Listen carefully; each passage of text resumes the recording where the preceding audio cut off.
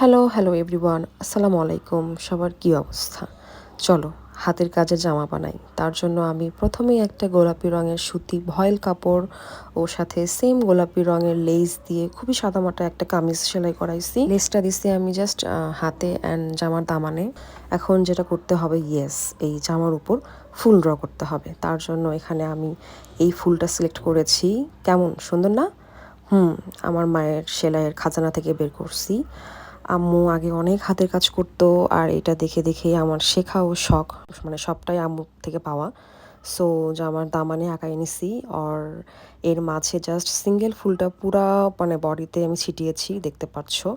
এখন সেলাইয়ের জন্য আমি এখানে সাদা রঙের সুতা ব্যবহার করছি। আর সেলাইটা দিছি ভরাট সেলাই। এখানে পাতাগুলোর মানে টেরা বেঁকা শেপের জন্য খুব ভালো একটা ফিনিশিং করতে পারছিলাম না, তারপরও চেষ্টা করে যাচ্ছি। আর পুরা জামাটা আমি এখানে মানে সাদা রঙের সুতা দিয়েই কাজ করব ভেবেছি। গোলাপি আর সাদার কম্বিনেশনটা আর ফুলের ডিজাইনটা কেমন হয়েছে অবশ্যই জানাবা। নেক্সট পার্টের জন্য অবশ্যই পাশে থাকবা। আল্লাহ হাফেজ।